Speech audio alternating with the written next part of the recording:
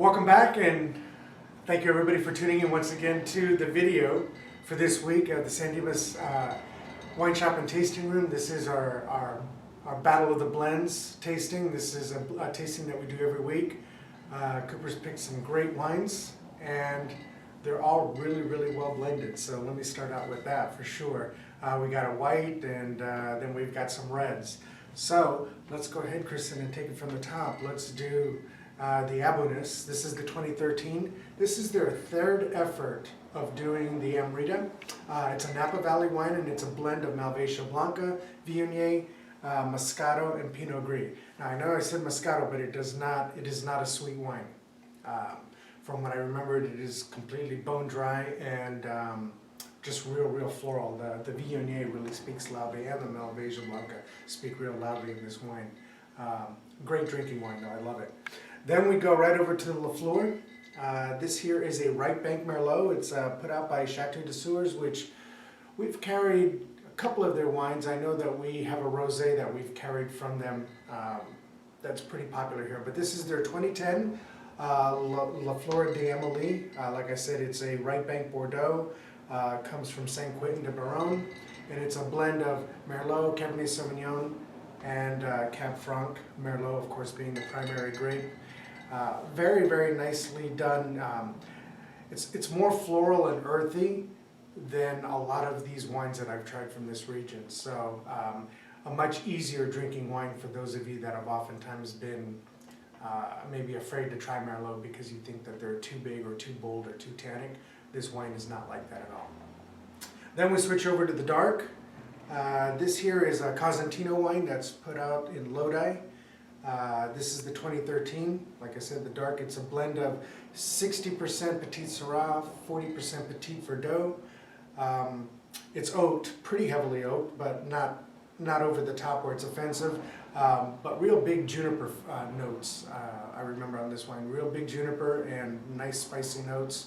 Great with salmon is where I'd be looking if I was going to pair that. Then we go over to the Brutacao. The Brutacao is, this is the Quadriga. This is the 2010 out of Mendocino. And Brutacao, or I should say Quadriga, means a chariot drawn by 4 horses. I looked that up this morning. I thought that was kind of interesting. I didn't know where the name came from, but after looking at the blend, it makes sense. It's a 4-grape blend. It's 45% Sangiovese, 33% Primitivo, 11% Barbera, and then 11% Dolcetto. Once again, amazingly blended wine. I've always liked what Brutacao does. Nice Italian family. They've been making wines now. I think this is going on generation 3 that they've been making wines, but a good house. Then we go over to Paso. We've carried a lot of Hearthstone wines. This is their Slipstone. And their Slipstone it's a GSM blend. It's 68% Grenache, 17% Syrah, and then the rest is Mourvèdre, which 16% Mourvèdre. Sold out at the winery, but we still carry it here. And I'm sure that once this goes, we probably won't get any more until the next vintage. So for those of you that like GSM blends out of Paso, and who doesn't, I mean, it is kind of the U.S. home of GSM blends and really out of Rhone varietals. This is a great way to go. And then last but not least, we do the Taken. This is the 2013 red blend. You know, I remember when these wines used to be called Meritage. Now I notice Napa Valley is really changing their marketing effort and calling a more red wine. But it's a blend of Cabernet Sauvignon. It's a 60-40 split Cabernet Sauvignon and Merlot. Aged in 100% French oak, 50% new, big chocolate notes, espresso notes, and a big bold wine. I know by far this is going to be probably the best tasting wine and the hottest selling wine of this week. So, couple of updates.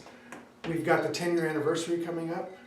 Can you guys believe it's already been 10 years since Heidi and Jerry opened this shop? And wow, I can't believe that. I've been here for a good portion as well as Cooper and a lot of us have. So thankful to be here.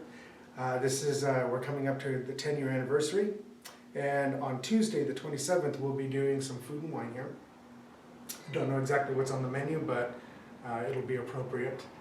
And then we have on November 1st, the following Sunday, we have got the 5th annual Halloween beer tasting. And once again, don't know exactly what's on the menu, but it'll be very appropriate with the beers that Cooper selects. So, once again, thank you, 10 years running, we appreciate it, and we look forward to seeing you soon. Cheers.